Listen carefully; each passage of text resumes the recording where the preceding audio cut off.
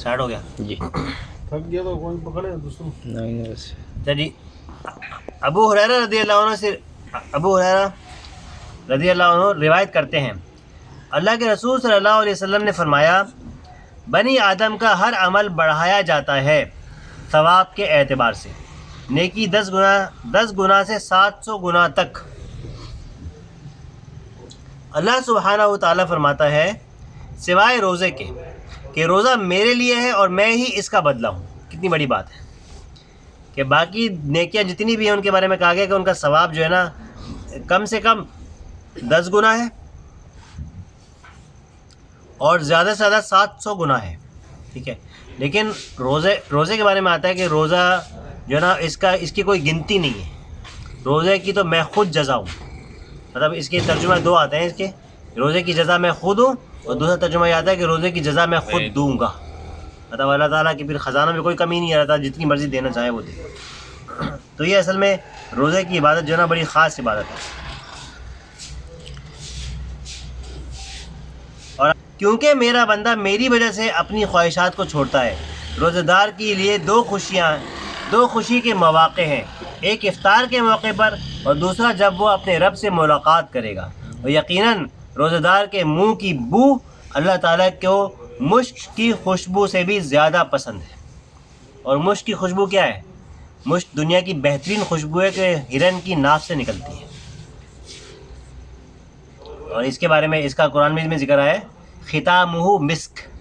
جو شراب وہاں پہ دی جائے گی جنت میں، اس کی جو بوتل کا ڈھکنا ہوگا نا وہ مشک کا ہوگا. ہرن کی ناف سے نکلتی ہے مشک اور جو ہے نا وہ بہت خوشبودار ہوتی ہے نا. تو یہ اصل میں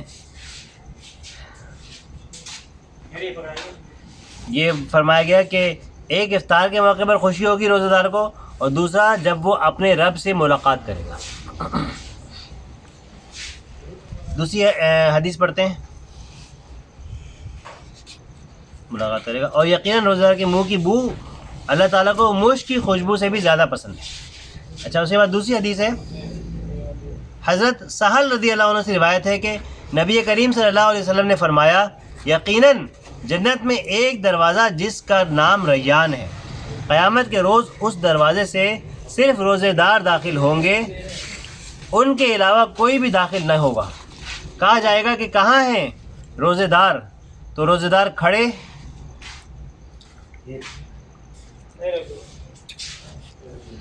ہوں گے داخل ہونے کے لیے، ان کے علاوہ کوئی بھی داخل نہ ہوگا. اور جب وہ داخل ہو جائیں گے تو دروازہ بند کر دیا جائے گا اور پھر اس میں سے کوئی بھی داخل نہیں ہوگا. تو روزوں کی بڑی فضیلت ہے. اصل میں جنت کے 8 دروازے ہیں اور جہنم کے بھی 8 دروازے ہیں. جو جنت کے 8 دروازے ہیں ان کے اندر ہر دروازے سے خاص قسم کے لوگ داخل ہوں گے. اور خاص قسم کے لوگ کون ہیں؟ ہر انسان کو کچھ خاص قسم کی نیکیوں کا شوق ہوتا ہے. فرائض تو اپنی جگہ ہے، نماز تو پوری پڑھنی ہے، ٹھیک ہے، لیکن کچھ لوگ ہیں اور زکوٰۃ بھی دینی ہے. زکوٰۃ اگر کسی کے اوپر واجب ہے تو اس کو دینی ہے. ہر جگہ اس کی استطاعت ہے، زندگی میں ایک مرتبہ حج کرنا فرض ہے. اس کے علاوہ جو عبادات ہیں پھر وہ نفلی ہے. ٹھیک ہے، تو نفلی عبادات کے اندر ہر کسی کا اپنا شوق ہے. کسی کو شوق ہے کہ وہ نوافل پڑھے تو وہ جو ہے نا وہ کہنا بھائی جو ہے نا وہ نوافل پڑھے گا. کسی کو شوق ہے کہ قرآن پڑھے تو وہ قرآن پڑھے گا. کسی کا شوق ہے کہ وہ صدقہ کرے، اللہ کی راہ میں خوب مال خرچ کرے تو صدقہ کرے گا. ٹھیک ہے، تو کسی کو شوق ہے روزے رکھنے کا تو وہ روزے رکھے گا. تو اس کے لیے اللہ تعالیٰ نے خاص دروازہ رکھا ہے ریان، اور باقی بھی دروازے ہیں بہت سارے. ٹھیک ہے، تو 8 دروازے ہیں، ہر کسی کا جو ہے نا وہ الگ.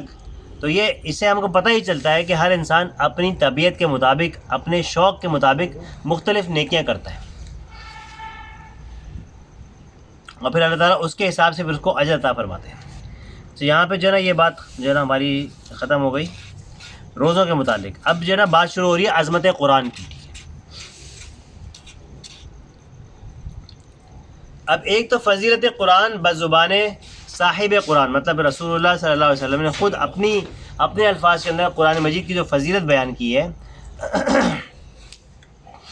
اس کے لیے حدیث میں آتا ہے کہ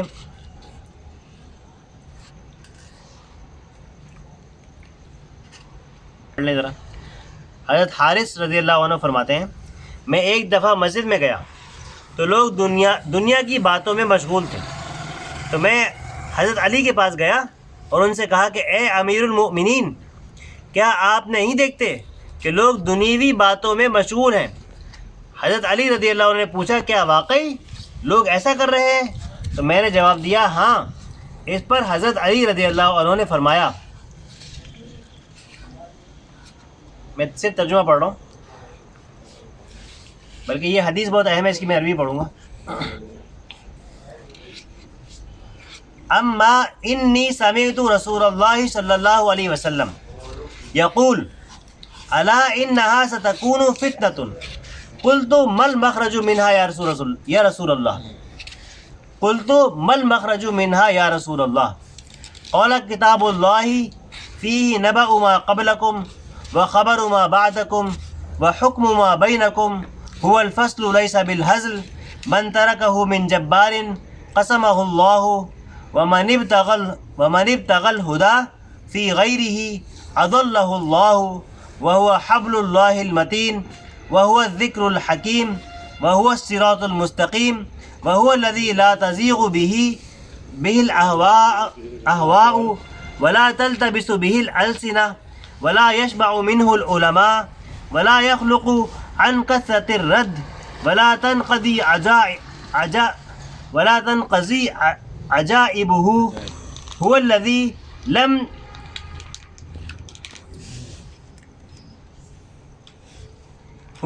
لم تنتهي الجن إذ سمعته حتى قالوا إنا سمعنا قرآنا عجبا يهدي إلى الرشد فآمنا به من قال به صدقة ومن عمل به أجر ومن حكم به عدل ومن دعا إليه هدي إلى صراط مستقيم رواہ الترمذی والدارمی۔ بہت عظیم حدیث ہے، اس کے اندر قرآن مجید کی عظمت کا بہت زبردست بیان ہے، اس کو ضرور یاد کرنا چاہیے اور گھر میں اس کو بیان کرنا چاہیے، اس کو لکھ کے لگانا چاہیے اپنے ڈرائنگ روم کے اندر۔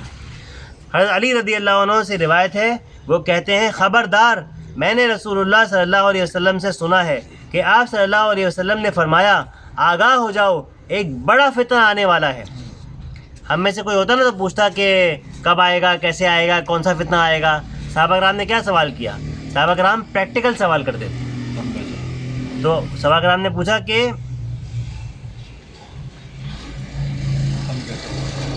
بڑا فتنہ آنے والا ہے۔ میں نے عرض کیا یا رسول اللہ، اس فتنے سے نجات پانے کا ذریعہ کیا ہے؟ یہ حضرت علی رضی اللہ عنہ نے پوچھا۔ آپ نے فرمایا اللہ کی کتاب یہ فتنے سے نکلنے کا ذریعہ ہے۔ تو یہ فتنہ جو آ گیا ہے، فتنے اب تو کتنے فتنے ہمارے پاس روز آ رہے ہیں۔ فتنے قیامت کے قریب ایسے برسیں گے جیسے آسمان سے بارش کے قطرے۔ سب سے بڑا فتنہ موبائل ہے۔ ہاں، یہ بھی ایک فتنہ ہے، فتنہ ہے۔ ٹھیک ہے۔ تو بہت سارے فتنے کہتے ہیں آزمائش کو، ٹھیک ہے۔ تو جتنے بھی فتنے ہمارے پاس آ رہے ہیں، تو ان فتنوں سے بلکہ جو بڑا فتنہ ہے، بڑے فتنے کے اندر جو بڑے فتنے ہیں، اس کے اندر دجال کا فتنہ ہے سب سے بڑا فتنہ، جو آدم علیہ السلام سے لے کے اور رسول اللہ صلی اللہ علیہ وسلم تک تمام نبیوں کو اس فتنے سے خبردار کیا گیا۔ اتنا بڑا فتنہ ہے، حالانکہ ان کے دور میں تو آیا بھی نہیں، پھر بھی ان کو بتایا گیا۔ تو دجال کا جو فتنہ ہے، اور یہ اب یہ اس میں کون سے فتنے کا ذکر ہے، اس میں کوئی نام نہیں لیا گیا، لیکن بہرحال اس کے میں کہا گیا کہ ایک بہت بڑا فتنہ آنے والا ہے۔ تو اس سے جو ہے نا، وہ حضرت علی نے پوچھ لیا کہ اس سے نکلنے کا راستہ کیا ہے، تو فرمایا کہ اس سے نکلنے کا راستہ کتاب اللہ ہے، اللہ کی کتاب ہے۔ تو اگر ہم اس کو نہیں پکڑیں گے تو ہم فتنے میں مبتلا ہو جائیں گے، ٹھیک ہے۔ تو یہاں پہ کتاب اللہ، اور اس میں آگے پھر اس کی تشریح کی گئی کہ فتنے سے نکلنے کا راستہ کتاب اللہ ہے، اس میں تم سے پہلی امتوں کے سبق آموز واقعات ہیں۔ سورۃ العصر کے بیان میں بتا رہا تھا نا کہ بڑے بڑے جاگیردار اور دولت مند اور بزنس مین اور بادشاہ اور فاتح اور جو ہے نا بڑے بڑے علماء اور شاعر اور اسکالرز اور فرعون جیسے لوگ، ٹھیک ہے، وہ گزر گئے۔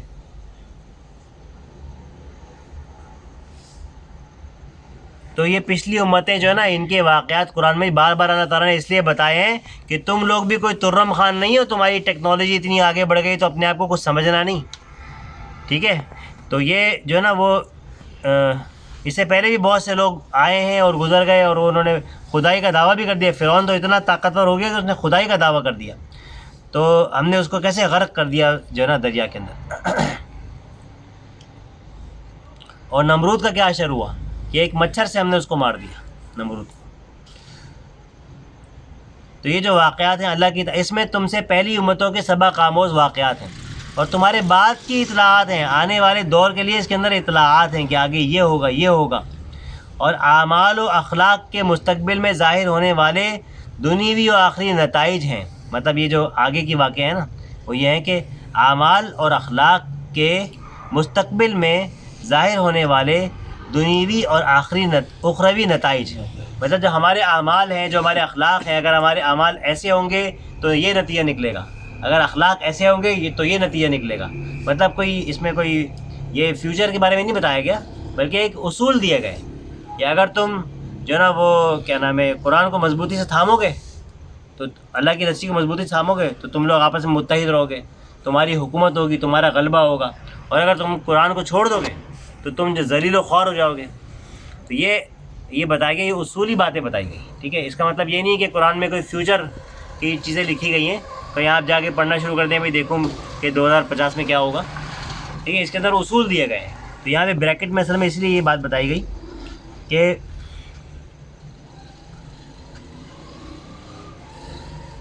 اپنے اعمال اور اخلاق کے مستقبل میں ظاہر ہونے والے دنیوی مطلب دنیا میں اور اخروی یعنی آخرت میں ہونے والے نتائج کا ذکر قرآن مجید کے اندر جو ہے نا اللہ تعالیٰ نے دے دیا ہے کہ آخرت میں بھی کیا ہونے والا ہے تمہارے ساتھ اگر تم جو ہے نا اس پر اللہ کی دی ہوئی تعلیمات پر عمل نہیں کرتے تو. اور تمہارے درمیان جو مسائل پیدا ہوں گے ان کا حکم اور فیصلہ. تو قرآن مجید ایک دستور کی کتاب بھی ہے. آج ہمارے یہاں کون سا دستور چل رہا ہے ہارون بھائی؟ کس کا قانون چل رہا ہے ہمارے پاس؟ انگریز کا قانون چل رہا ہے نا. تو ہمیں کیا اسلامی قانون نافذ نہیں کروانا چاہیے؟ یہاں پہ ہونا چاہیے نا. تو وہ کون کروائے گا؟ کوئی کافر آ کے کریں گے؟ مسلمانوں کو کرنا ہے نا. جب مسلمانوں کو کرنا ہے تو مسلمان تو سوئے ہوئے ہیں اپنے کاروبار کے اندر مصروف ہیں. ٹھیک ہے, اور مسلمان تو کہتے ہیں کہ نہیں یہ کہہ رہے بہرحال بہت گمراہ کن لوگ ہیں. ٹھیک ہے, ابھی ہم اس ٹاپک میں نہیں جائیں گے. تو یہاں پہ فرمایا کہ اس کے اندر تم سے پہلے کی خبریں ہیں اور تمہارے بعد کی اطلاعات ہیں اور تمہارے درمیان جو مسائل پیدا ہوں ان کا حکم اور فیصلہ ہے, عادلانہ حل موجود ہے. وہ فیصلہ کن کلام ہے, یہ فیصلہ کن کلام ہے قرآن مجید, یعنی دنیا اور آخرت کے فیصلے اس کی بنیاد پر ہوں گے. اور وہ فضول بات نہیں ہے جو سرکشی کی وجہ سے اس کو چھوڑے, جو بھی سرکشی کی وجہ سے اس کو چھوڑے گا اللہ تعالیٰ اس کو توڑ کر رکھ دے گا. آج ہم نے قرآن کو چھوڑا ہوا ہے نا تو اللہ تعالیٰ نے کہا کہ یہ اللہ تعالیٰ ہمیں توڑ کر رکھ دے گا. ابھی شکر ہے کہ ہم نے سرکشی کی وجہ سے نہیں چھوڑا, ابھی ہم نے اپنی کوتاہی کی وجہ سے چھوڑا ہے. لیکن اگر ہم جو ہے نا یہ کوتاہی بڑھتے بڑھتے سرکشی بن جاتی ہے, تو اگر اللہ سرکشی کی وجہ سے کوئی قرآن کو چھوڑے گا تو اللہ تعالیٰ اس کو توڑ کر رکھ دے گا. کتنے سخت الفاظ ہیں.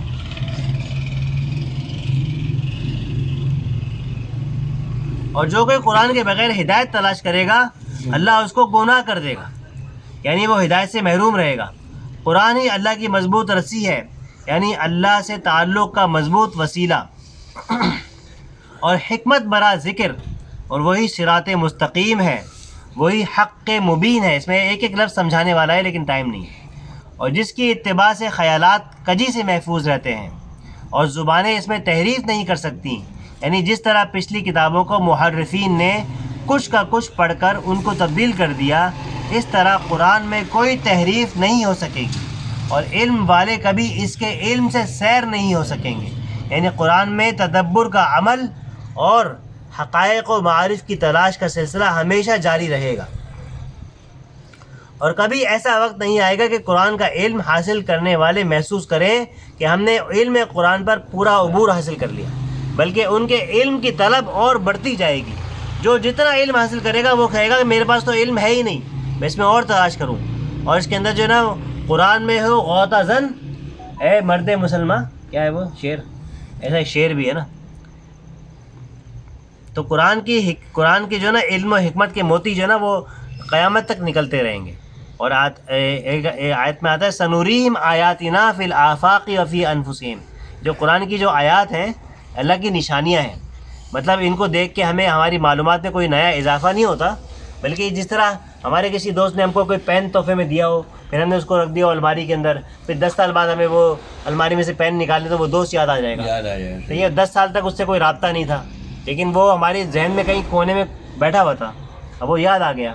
تو اسی طریقے سے اللہ تعالیٰ نے تمام انسانوں کی روحوں کو پیدا کیا اور ان سے عہد لیا الستُ بربکم، کہ میں تمہارا رب نہیں ہوں، تو تمام روحوں نے کہا کہ قولوا بلا، کہ بے شک تو ہمارا رب ہے۔ پھر اللہ تعالیٰ نے ہم سے ایک وعدہ لیا، یہ ہماری روحوں کی اللہ سے ملاقات ہو چکی ہے عالم ارواح کے اندر۔ یہ تو ماں کے پیٹ میں بچہ 4 مہینے کا ہوتا ہے تو اس کی روح کو وہاں سے نکال کے لا کے اس بچے کے اندر ڈال دیتے ہیں، اور یہ ہماری دوسری زندگی ہوتی ہے، صحیح ہے۔ تو یہ اصل میں جو روحوں سے وعدہ لیا تھا، تو وہاں پر جو ہے نا وہ اللہ تعالیٰ نے کہ بھائی جب میں تم کو دنیا میں بھیجوں گا تو تم نے میری تعلیمات پر عمل کرنا ہے۔ تعلیمات کیسے آئیں گی؟ جو ہے نا وحی کے ذریعے سے آئیں گی اور نبیوں کے ذریعے سے آئیں گی، تو نبیوں پر ایمان لانا ہے۔ اور کون سی بات سے میں نے یہ بات اسٹارٹ کی تھی، وہ پھر ذہن سے نکل گئی۔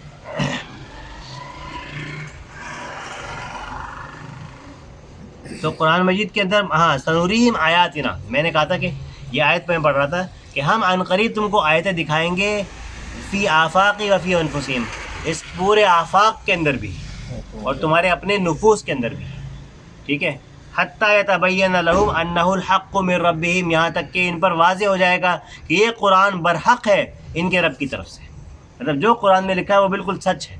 آج سائنس نے ترقی کر لی نا، لیکن جو چیزیں سائنسی حقائق کے ذریعے سے آج ہم کو معلوم ہو رہی ہیں وہ قرآن مجید کے اندر 1400 سال پہلے نازل ہو گئی تھی۔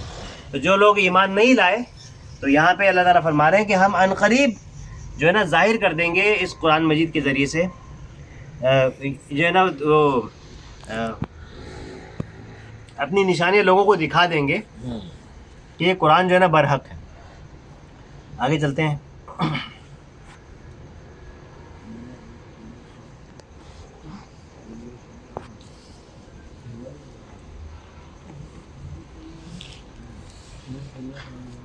ٹھیک ہے، اور علم والے کبھی اس کے علم سے سیر نہیں ہوں گے، یعنی قرآن میں تدبر کا عمل اور حقائق و معارف کی تلاش کا سلسلہ ہمیشہ جاری رہے گا، اور کبھی ایسا وقت نہیں آئے گا کہ قرآن کا علم حاصل کرنے والے محسوس کریں کہ ہم نے علم قرآن پر پورا عبور حاصل کر لیا ہے، بلکہ ان کے علم کی طلب اور بڑھتی چلی جائے گی، اور وہ قرآن کی کثرت تلاوت سے کبھی، اور یہ قرآن جو ہے وہ کثرت تلاوت سے کبھی پرانا نہیں ہوگا۔ آپ دیکھیں نا، کبھی کوئی نیا کیا نام ہے نئی مووی آتی ہے نا، خاص طور پہ ہمارے یہاں تو وہ انڈین موویاں چلتی ہیں، اور اس کا کوئی گانا آتا ہے بڑا ہٹ ہو جاتا ہے، تو جس کو دیکھو چنچی والے، رکشے والے، گاڑیوں والے وہی گانا چلا رہے ہوتے ہیں، وہ سن کے پک جائے انسان، ٹھیک ہے، تو وہ گانا ہر کسی کی زبان پہ بھی چڑھ جاتا ہے، اور وہ گاڑیوں میں بھی چل رہا ہوتا ہے سب جگہ، اور پکنک پارٹیز کے لیے جا رہے ہیں تو اس کے اندر بھی انہوں نے وہ چلایا ہوا ہے، ٹھیک ہے، گاڑیوں میں۔ تو اب کیا ہوتا ہے، جب وہ آیا ہوتا ہے بڑا ہٹ ہوتا ہے، ہر جگہ وہ گانا چل رہا ہوتا ہے، اور اس کی جو ہے نا کروڑوں کے اندر اس کا منافع بھی ہوتا ہے، لیکن تھوڑے عرصے بعد پھر وہ جو ہے نا وہ گانا زبان سے ہٹ جاتا ہے، تھوڑے عرصے بعد کوئی نئی چیز آ جاتی ہے۔ قرآن مجید 1400 سال سے ہم لوگ پڑھ رہے ہیں، ویسا ہی لطف آتا ہے جیسا پہلے آتا تھا، اور یہ کبھی پرانا نہیں ہوتا، یہ اس کا معجزہ ہے۔ قرآن مجید جب ہم پڑھتے ہیں تو اگر ہم سمجھ میں آ رہا ہو نا، تیرے ضمیر پر نہ ہو جب تک نزول کتاب، گرہ کشا ہے نہ راضی نہ صاحب کشاف۔ ضمیر پر نزول کتاب کیسے ہوگا کہ ہمیں عربی آتی ہوگی، ہمیں سمجھ میں آ رہا ہوگا کہ یہ امام صاحب جو پڑھ رہے ہیں اس میں اللہ تعالیٰ کیا فرما رہا ہے، اللہ تعالیٰ ہم سے ڈائریکٹ بات کر رہا ہوگا، صحیح ہے، اگر ڈائریکٹ نہیں کم از کم ترجمہ تو پڑھیں۔ تو یہ قرآن مجید جو ہے نا یہ کبھی پرانا نہیں ہوگا، اس کو جتنا پڑھیں گے اتنا لطف آئے گا، پڑھتے جائیں گے اور اس کے اندر لطف آتا رہے گا۔ تو یہ قرآن مجید کا اعجاز ہے، کثرت تلاوت سے کبھی پرانا نہیں ہوگا، یعنی جس طرح دنیا کی دوسری کتابوں کا حال ہے کہ وہ بار بار پڑھنے کے بعد ان کے پڑھنے میں آدمی کو لطف نہیں آتا، قرآن مجید کا معاملہ بالکل برعکس ہے، یہ جتنا پڑھا جائے گا اور جتنا اس میں تدبر تفکر کیا جائے گا اتنا ہی اس کے لطف و لذت کے اندر اضافہ ہوگا، اور اس کے عجائب یعنی دقیق و لطیف حقائق اور معارف، حکمت و معرفت کے نئے پہلو کبھی ختم نہیں ہوں گے۔ قرآن کی یہ شان ہے کہ جب جنات نے اس کو سنا تو بے اختیار بول اٹھے، انا سمعنا قرآنا عجبا یہدی الی الرشد فآمنا بہ، ہم نے دل کو متاثر کرنے والا قرآن سنا جو رہنمائی کرتا ہے بھلائی کی طرف، بس ہم اس پر ایمان لے آئے۔ جس نے قرآن کے موافق، اب یہ حدیث کنٹینیو ہے، جس نے قرآن کے موافق یا مطابق بات کہی اس نے سچ بات کہی، اور جس نے قرآن پر عمل کیا وہ اجر و ثواب کا مستحق ہوا، اور جس نے قرآن کے موافق فیصلہ کیا اس نے عدل و انصاف کیا، اور جس نے قرآن کی طرف دعوت دی اس کو صراط مستقیم کی ہدایت نصیب ہو گئی۔ تو قرآن کے مطابق فیصلے کرنا یہی انصاف ہے۔ آج اتنا بڑا جو پورا ایک جوڈیشری سسٹم بنا ہوا ہے، اور اس کے اندر جو ہے نا جوڈیشری ہمارے ریاست کے پلرز میں سے ایک پلر ہے۔ یہ جو کیا نام ہے میڈیا ایک پلر ہے، صحیح ہے، اور جو ہے نا وہ کیا نام ہے پارلیمنٹ ایک پلر ہے، جوڈیشری ایک جو ہے نا پلر ہے۔ جو جوڈیشری ہے وہ کیا ہے؟ مقننہ، مطلب اس سے فیصلے ہوتے ہیں، اور جو پارلیمنٹ ہے اس کو کیا بولتے ہیں؟ پارلیمنٹ مقننہ ہے۔ جوڈیشری کیا ہے؟ جوڈیشری اردو میں لفظ کیا ہے اس کا؟ عدالت ہے نا بس۔ یہ مقننہ کا مطلب ہے ایسا ادارہ جو قانون بناتا ہو، صحیح۔ تو جو پارلیمنٹ کا اصل کام ہے نا وہ قانون بنانا ہے۔ دستور ساز اسمبلی بولتے ہیں نا، دستور سازی اس کا جو ہے نا پارلیمنٹ کا اصل کام۔ تو بہرحال یہ ریاست کے مختلف پلرز ہیں، ابھی اس میں تفصیل میں نہیں جا رہے۔ تو اس کے اندر سے ایک جوڈیشری بھی ہے۔ یہ جوڈیشری ایفیکٹو کب ہوگی؟ جب یہ قرآن اور حدیث کے مطابق فیصلے کرے گی، لیکن آج قرآن اور حدیث کے مطابق فیصلے نہیں ہیں۔ اور یہاں پہ وہ آیت بہت عرصے بعد ایک جو ہے نا وہ زبان پر آ گئی، من لم یحکم بما انزل اللہ فاولئک هم الکافرون، جو اللہ کے نازل کردہ ہوا کہ قرآن کے مطابق فیصلے نہیں کرتے وہی تو کافر ہے۔ من لم یحکم بما انزل اللہ فاولئک هم الظالمون، جو قرآن کے مطابق فیصلے نہیں کرتے وہی تو ظالم ہے، یعنی مشرک ہے۔ ان الشرک لظلم عظیم، ہم کس کو مشرک بول رہے ہیں؟ کس کو جو ہے نا وہ تلاش کر رہے ہیں کہ کس کو؟ ہندوؤں کو مشرک بول رہے ہیں، یا تو مسلمانوں کو بولا گیا ہے۔ جو اللہ کے نازل کردہ قرآن مجید کے مطابق فیصلے نہیں کرتے وہی تو ظالم ہے، مشرک ہے یعنی۔ اور جو من لم یحکم بما انزل اللہ فاولئک هم الفاسقون، جو اللہ کے نازل کردہ قرآن کے مطابق فیصلے نہیں کرتے وہی تو فاسق ہیں، فاسق، فاجر، گنہگار۔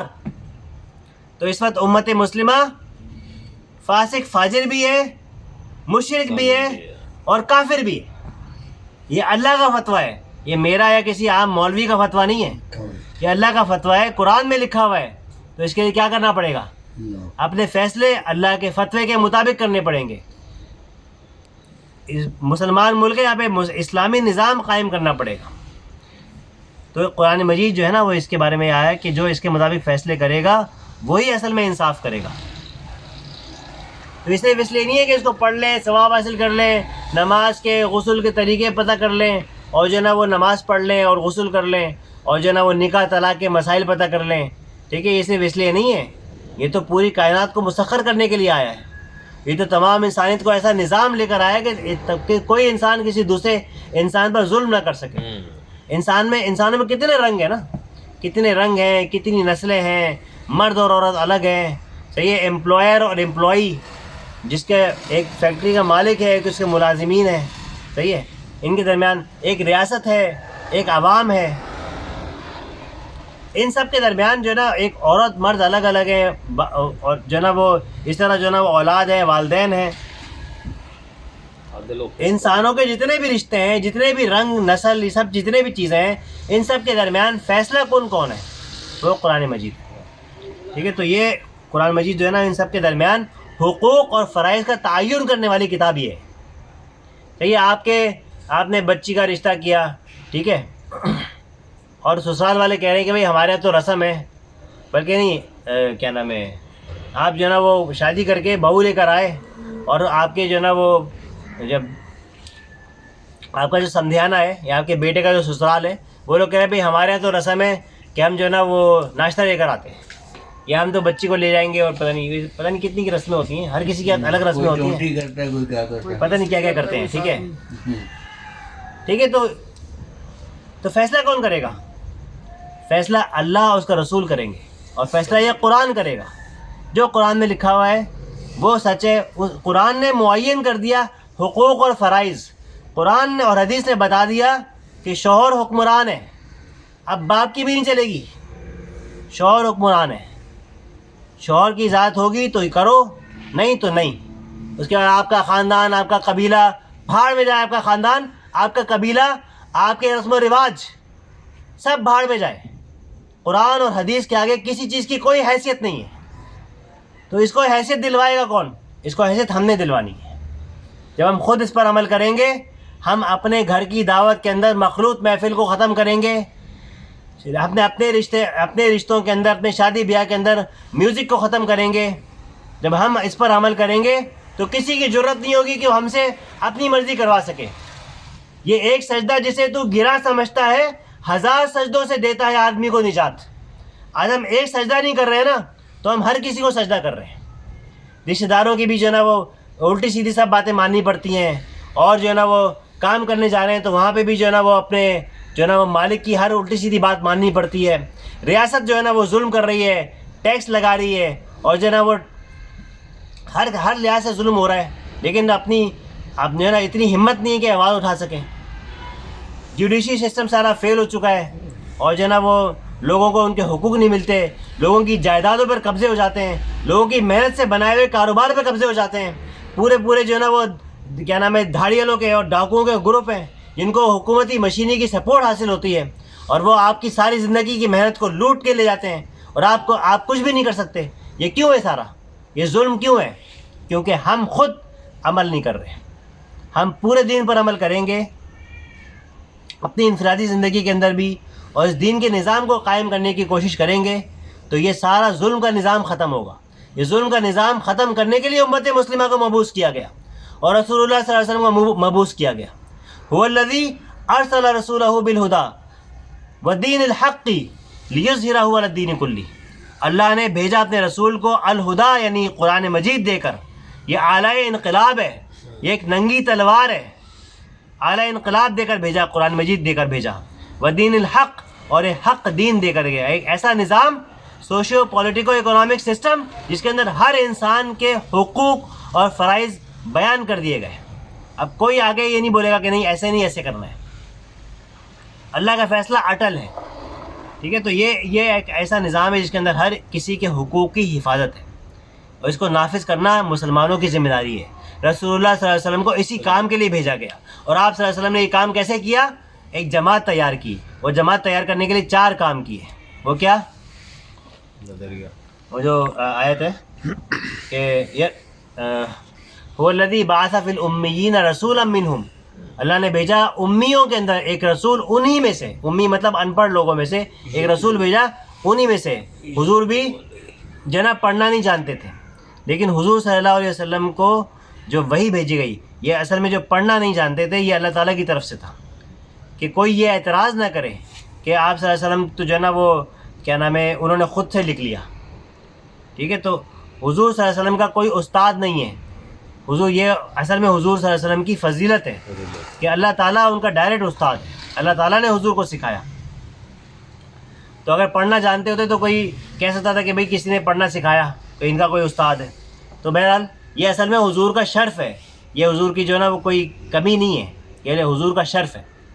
تو کیا بات کر رہا تھا میں؟ یتلو علیہم آیاتہ ویزکیہم ویعلمہم الکتاب والحکمہ. 4 کام. آج بھی جو امت کی اصلاح کرنا چاہتا ہے, آپ بہت بڑے عالم ہیں, بہت بڑے اسکالر ہیں, بہت بڑے یونیورسٹی کے پروفیسر ہیں, آپ کوئی بہت بڑا ادارہ چلاتے ہیں, فراعی ادارہ چلاتے ہیں, آپ کسی قبیلے کے خاندان کے سربراہ ہیں, آپ چاہتے ہیں کہ اپنی قوم کو اس کی جو ہے نا وہ کیا نام ہے اس کی بہتری کریں, تو آپ کو 4 کام کرنے پڑیں گے میرے بھائی. آپ کوئی نیا طریقہ ایجاد کر کے آپ کوئی بہتری نہیں لا سکتے. اس امت کے آخری دور کی اصلاح بھی ویسے ہی ہوگی جیسے کہ اس کے اول دور کی اصلاح ہوئی تھی. ٹھیک ہے, تو وہ جو کام حضور صلی اللہ علیہ وسلم نے کیے وہ 4 کام کیا ہیں؟ یتلو علیہم آیاتی, قرآن کی آیات تلاوت کر کے سناتے رہو ان کو. تو یہ قرآن کی آیات تلاوت کہاں ہوتی ہیں؟ مسجد میں ہوتی ہے, ہم تو مسجد جاتے ہی نہیں ہیں. خطبہ جمعہ میں ہوتی ہیں کہیں, باقی جگہ تو قصے کہانیاں ہوتی ہیں, یا لوگ آپس میں اپنے مسلک کو صحیح ثابت کرنے میں لگے ہوتے ہیں. یہ اپنے مسلک کی دوڑ اتنی بڑھ گئی کہ قرآن پیچھے رہ گیا. مسلک کی دوڑ کے اندر شیعہ سنی مسلک کی دوڑ میں کیا ہو رہا ہے؟ صحیح ہے، سنی مسجدوں کے اندر صحابہ کرام کے مناقب اور فضائل بیان کی جا رہے ہیں. صحابہ کرام کے مناقب اور فضائل بیان کرنے میں کوئی اختلاف، کوئی وہ نہیں ہے، برائی نہیں ہے، لیکن قرآن مجید کو بھی تو کچھ مقام دے، قرآن مجید کو بھی تو بیان کرے. صرف مناقب بیان کر رہے ہیں کیونکہ ہم نے شیعہ کا توڑ کرنا ہے. صحیح ہے. اور اسی طریقے سے دیوبندی بریلوی جو ہے نا وہ ان کے آپس میں جو مسئلے مسائل، تو پھر وہ ایسے جو ہے نا وہ ایسی چیزیں بیان کی جا رہی ہیں جن کا عوام الناس سے کوئی تعلق ہی نہیں ہے. علم غیب کے مسئلے، اور جو ہے نا وہ کیا نام ہے حاضر ناظر کے مسئلے، اور جو ہے نا کون سے نور و بشر کے مسئلے، یہ چیزیں بیان کی جا رہی ہیں اپنے جو ہے مسلک کو اسٹرانگ کرنے کے لیے. مسلک کی جگہ اتنی بڑھ گئی کہ قرآن پیچھے رہ گیا. وَاعْتَصِمُوا بِحَبْلِ اللَّهِ جَمِيعًا وَلَا تَفَرَّقُوا، اللہ کی رسی کو مضبوطی سے پکڑ لو اور تفرقے میں نہ پڑو. اللہ کی رسی کو چھوڑ دیا تو تفرقے میں پڑ گئے، اپنے اپنے مسلک کے پیچھے پڑ گئے. اور اسی وجہ سے یہ ساری نفرتیں، کدورتیں اور نا اتفاقیاں اور کمزوری امت مسلمہ کی اسی لیے ہے کہ ہم متفق نہیں ہیں. ہم آپس میں ایک دوسرے سے گتھم گتھا ہیں، آپس میں ایک دوسرے کی کاٹ کرنے میں لگے ہوئے ہیں، ایک دوسرے کو نیچا دکھانے میں لگے ہوئے ہیں. اپنے مسلک کی برتری چاہتے ہیں، اسلام کی برتری نہیں چاہتے، شریعت کی برتری نہیں چاہتے. رسول اللہ صلی اللہ علیہ وسلم نے اسلام کی برتری چاہی تھی، شریعت کی برتری چاہی تھی. ان اقیموا الدین ولا تتفرقوا فی، دین کو قائم کرو اور تفرقے میں نہ پڑو. یہ دو کام کرنے ہیں، قرآن کو مضبوطی سے پکڑنا ہے اور اقامت دین کرنی ہے، دین کو قائم کرنا ہے، جبھی تفرقے سے بچیں گے.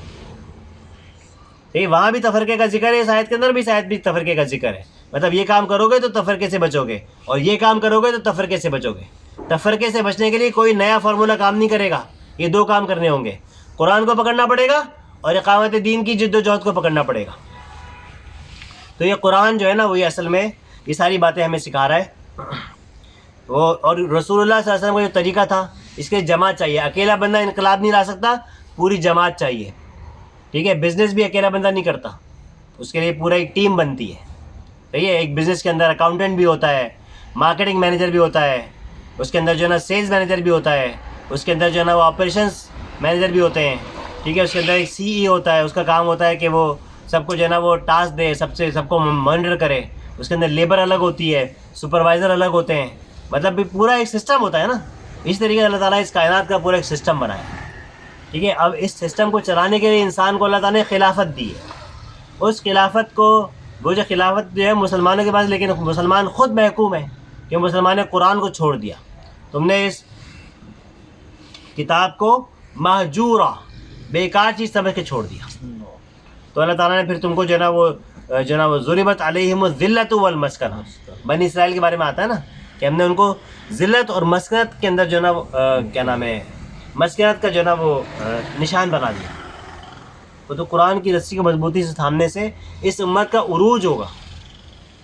یہ امت جو ہے نا وہ مستحکم ہوگی، اس امت کی ڈومینیشن ہوگی، اس کی حکومت ہوگی، اس کے پاس اقتدار ہوگا، اس کے پاس طاقت ہوگی، اس کے پاس اتنی طاقت ہوگی کہ ظالم کو ظلم کرنے سے روک سکے.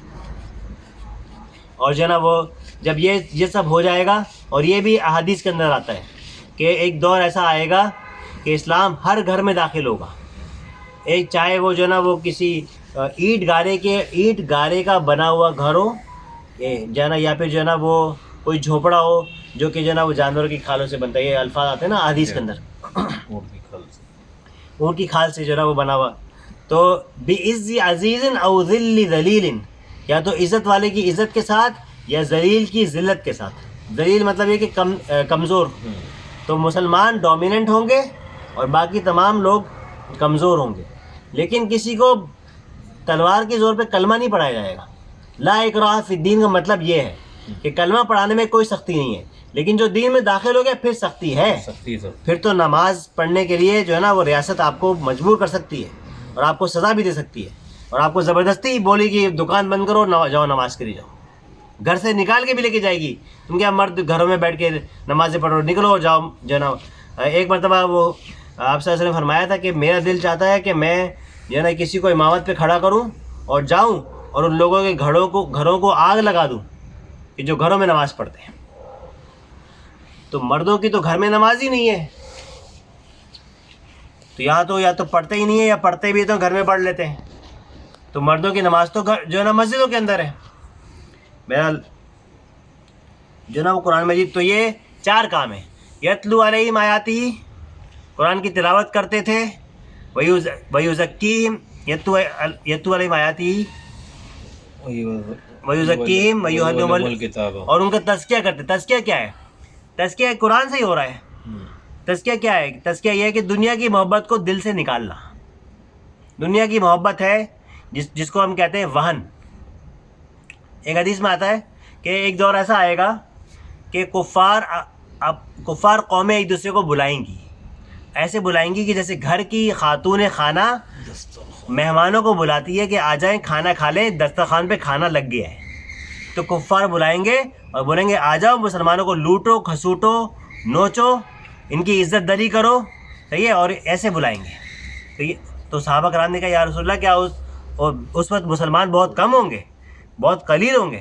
آپ نے فرمایا کہ نہیں، مسلمان تو اتنے زیادہ ہوں گے، لیکن بہت زیادہ ہوں گے، لیکن جو ہے نا وہ سمندر کے جھاگ کی طرح ہوں گے. کیونکہ جیسے جھاگ آتا ہے نا، وہ لگتا تو بہت زیادہ ہے، لیکن وہ جب پانی پیچھے چلا جاتا ہے نا، وہ جھاگ جو ہے نا وہ ریت کے اوپر جو ہے نا وہ آہستہ آہستہ پورا ختم ہو جاتا ہے. تو ان کی مثال جو ہے نا ویسی ہوگی. تو پوچھا کہ ایسا کیوں ہوگا؟ تو فرمایا کہ ان کو وہن کی بیماری ہو جائے گی. پوچھا وہن کی بیماری کیا ہے؟ وہن کی بیماری ہے حب الدنیا و کراہیت الموت، دنیا کی محبت اور موت سے کراہیت. پھر پوچھا اس کا علاج کیا ہے؟ تو فرمایا کثرت ذکر الموت و تلاوت القرآن، موت کے ذکر کی کثرت اور قرآن مجید کی تلاوت. ہر جگہ سے گھوم پھر کے قرآن ہی آئے گا سامنے. قرآن کو چھوڑ کے کچھ نہیں ہو سکتا. قرآن کو پڑھنا پڑے گا، سمجھنا پڑے گا. آج فیصلہ کریں کہ رمضان آ رہا ہے، آپ نے قرآن مجید کو جو نا پڑھنا ہے اور سمجھ کے پڑھنا ہے.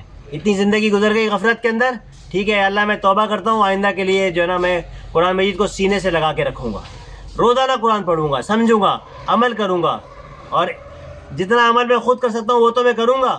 باقی جتنا عمل کرنے کے لیے مجھے ریاست میں اسلام چاہیے، تو پھر اس کے لیے میں بھرپور کوشش کروں گا کہ تیرا دین نافذ ہو جائے اس ملک کے اندر، تاکہ جو ہے نا میں سیاست، معیشت اور معاشرت یہ سب بھی اسلام کے مطابق ہو جائے اور میں پورا کا پورا دین پہ عمل کر سکوں. تو عمل کے 2 درجے ہو گئے. اور پھر جو ہے نا وہ کیا نام ہے دوسروں تک پہنچانا. میں اس کی تبلیغ کروں گا، لوگوں تک پہنچاؤں گا. بلغوا انی ولو آیا. پورا قرآن کا حافظ ہونا، پورا عالم ہونا ضروری نہیں ہے، جتنا آتا ہے پہنچا دو. لیکن علم حاصل کرنا بھی ضروری ہے. طلب العلم فریضۃ علی کل مسلم، ہر مسلمان پر اتنا علم حاصل کرنا فرض ہے جتنا اس کے لیے فرائض کا علم حاصل کرنا ضروری ہے. تو میں فرائض کا علم تو انشاءاللہ حاصل کروں گا، لیکن میں پوری کائنات کا علم حاصل کروں گا. تو نے مجھے خلیفہ بنایا ہے، اللہ تعالیٰ نے انسان کو خلیفہ بنایا ہے، تو یہ علم حاصل کر کے پوری کائنات کی تسخیر کرنی ہے.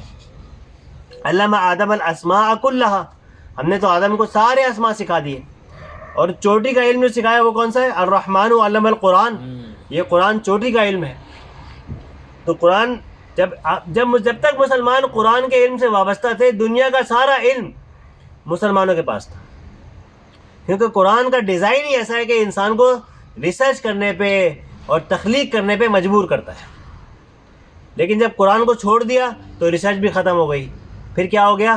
پھر جو ہے نا وہ قصے کہانیوں میں پڑ گئے، اور پھر جو ہے نا وہ جو چھوٹی چھوٹی چیزوں میں پڑ گئے. جیسے بنی اسرائیل کے بارے میں آتا ہے نا کہ حضرت موسیٰ علیہ السلام نے شاید ان کو کہا تھا، نہیں حضرت عیسیٰ علیہ السلام نے کہا تھا. حضرت عیسیٰ علیہ السلام نے بنی اسرائیل سے کہا تھا کہ تم مچھر چھانتے ہو اور سموچے اونٹ نگل جاتے ہو. بڑے بڑے گناہ تو تم بڑے جو ہے نا آرام سے کر لیتے ہو، اور چھوٹے چھوٹے گناہوں کے اوپر تم کیا کرتے ہو؟ مین میخ نکالتے ہو. اس کے اوپر بڑے لمبے لمبے تمہارے مناظرے ہوتے ہیں. آج ہمارے بھی چھوٹی چھوٹی باتوں پر بڑے لمبے لمبے مناظرے ہوتے ہیں. لیکن سود کا نظام چل رہا ہے، کسی اسلامی جماعت کو توفیق نہیں ہوتی سود کے خلاف جو ہے نا وہ چلائیں، سودی نظام کے خلاف جو ہے نا وہ کریں، دھرنا دیں. دھرنے ہوتے ہیں اور بہت ساری باتوں پر ہوتے ہیں، لیکن اس کے خلاف کیوں نہیں ہوتا؟ شریعت کے نفاذ کے لیے دھرنا کیوں نہیں ہوتا؟ اور قرآن مجید کو جو ہے نا وہ لوگوں کے در عام کرنے کی کوشش کیوں نہیں ہوتی؟ جس طرح باقی کتابوں کے ذریعے سے تبلیغ ہو رہی ہے، تو قرآن کے ذریعے سے کیوں نہیں ہو سکتی؟ بہرحال تو یہ یتلو علیہم آیاتی، حضور نے قرآن کے ذریعے سے تبلیغ کی ہے، قرآن کے ذریعے سے لوگوں کی تربیت کی ہے. تلاوت کر کے جو ہے نا وہ ایسی تربیت، قرآن کی تلاوت کر کے اور لوگوں کی تربیت کی، اور ایک ایسی جماعت تیار کی کہ پھر اس کو باطل سے ٹکرا دیا. یتلو علیہم آیاتی ویزکیہم، ان کے دلوں سے دنیا کی محبت کو کھرچ کھرچ کے نکالا. جو میں نے ابھی بتایا نا، کثرت و ذکر الموت و تلاوت القرآن، یہ دو کام کرنے سے دنیا کی محبت نکل جاتی ہے. ویزکیہم ویعلمہم الکتاب والحکمہ، اور ان کو کتاب اور حکمت کی باتیں سکھائیں. تو قرآن میں کتاب بھی ہے اور حکمت بھی ہے. کتاب کا مطلب اس میں شریعت ہے، اور حکمت کا مطلب اس کے اندر کہ یہ شریعت کا اصل میں فائدہ ہمیں کیا ہے. دیکھیں، ہم نے عمل تو کرنا ہے یہ سوچ کر کہ اللہ کا حکم ہے. اس میں نہیں پڑھنا کہ اس میں فائدہ میرا کیا ہے، فائدہ ہے کہ نہیں ہے. اس میں پڑھیں گے نا تو عمل نہیں کر سکیں گے. عمل تو یہ سوچ کے کرنا ہے کہ اللہ کا اور اس کے رسول صلی اللہ علیہ وسلم کا حکم ہے. اس کے بعد پھر حکمت بھی تلاش کرنی تاکہ ہمارے دل کو بھی اطمینان حاصل ہو. جیسے کہ ابراہیم علیہ السلام نے کہا تھا کہ جو نا میں، یا اللہ تو مردے زندہ کیسے کرتا ہے؟ تو اللہ تعالیٰ نے کہا کہ کیا تمہیں جو نا وہ یقین نہیں ہے؟ تو ابراہیم علیہ السلام نے کہا نہیں، میں اپنے دل کی تسلی، مجھے یقین تو ہے لیکن میں اپنے دل کا اطمینان چاہتا ہوں. پھر اللہ تعالیٰ نے ان کو پورا طریقہ بتایا کہ بھائی 4 جو نا وہ پرندے لو اور ان کو خوب اپنے ساتھ جو نا وہ مانوس کرو، پھر ان کو ذبح کرو، ان کا گوشت مکس کرو اور 4 پہاڑوں کی چوٹیوں پر ان کو جا کے ڈال دو، پھر ان کو آواز دو تو وہ چل کے تمہارے پاس آ جائیں گے. ٹھیک ہے، تو یہ کیا ہے، اللہ تعالیٰ نے ایک مشاہدہ کروا دیا کہ اللہ تعالیٰ ایسے مردوں کو زندہ کرتا ہے. اس طرح عزیر علیہ السلام جب بنی اسرائیل کے پاس سے گزرے تو اس وقت بنی اسرائیل کا ان کا جو شہر تھا، کیا نام ہے، یہ بیت المقدس کی بات ہو رہی ہے نا، بیت المقدس جو تھا اس کو جو ہے تباہ کر دیا تھا اس نے، ذوالقرنین نے، نہیں ذوالقرنین بادشاہ نے کیا تھا، کس نے کیا تھا؟ بابل جو ہے نا، جس طرح عراق ہے نا اس وقت بابل تھا، تو وہاں کا کوئی بادشاہ تھا، اس نے جو ہے نا ان کے شہر کو تباہ و برباد کر دیا تھا، اور جو ہیکل سلیمانی تھا نا اس کو تباہ کر دیا تھا. جس طرح آج اسرائیل نے فلسطین کا حال کیا نا، غزہ کا حال کیا ہے، یہ حال اس وقت جو ہے نا کیا تھا جو نا وہ نہیں، ہرقل نہیں، ہرقل تو الگ ہے، وہ تو حضور کے دور کی بات ہے. تو یہ کیا نام ہے، جو بادشاہ بابل کا جو بادشاہ تھا، عراق کا جو بادشاہ تھا، میسوپوٹیمیا اس کو بولتے تھے. ٹھیک ہے، تو اس نے جو ہے نا یہ حال کیا تھا اور ان کو جو ہے نا وہ غلام بنا لیا تھا سارے بنی اسرائیل کو، اور 100 سال تک یہ لوگ غلام رہے تھے. تو حضرت عزیر علیہ السلام جب وہاں سے گزرے تو بستی سے انہوں نے کہا کہ جو ہے نا یہ بستی دوبارہ زندہ کیسے ہوگی؟ تو اللہ تعالیٰ نے پھر ان کو مشاہدہ کروایا اور ان کو جو ہے نا 100 سال کے لیے سلا دیا. پھر جب وہ اٹھے تو اس وقت تک جو ہے نا بنی اسرائیل دوبارہ سے ان کے اندر ہے نا توبہ کی منادی ہو چکی تھی. اور عزیر علیہ السلام جو ہے نا عزیر علیہ السلام نے ان کے اندر توبہ کی منادی کی تھی. عزیر علیہ السلام کو سلایا تھا، کیا واقعہ تھا؟ یہ وہ تو الگ واقعہ ہے، وہ 2 الگ الگ واقعات شاید میں مکس کر رہا ہوں. بہرحال یہ سارے واقعات قرآن مجید کے اندر ہیں. لیکن حضرت عزیر علیہ السلام جو ہے نا وہ ان کے بارے میں آتا ہے کہ انہوں نے بنی اسرائیل کے اندر توبہ کی منادی کی اور لوگوں کو توبہ کی طرف ابھارا. تو آج ہماری امت کے اندر بھی توبہ کی منادی کرنے کی ضرورت ہے. پوری امت کو توبہ کرنے کی ضرورت ہے. پوری امت گناہوں کے اندر ملوث ہے، اور ان کی توبہ کا ذریعہ کیا ہوگا؟ کہ پوری امت توبہ کر لے، اپنے انفرادی گناہوں سے توبہ کر لے، اور اجتماعی طور پر 56 اسلامی ملک ہیں، کسی ایک کے اندر بھی اسلامی نظام نافذ نہیں ہے.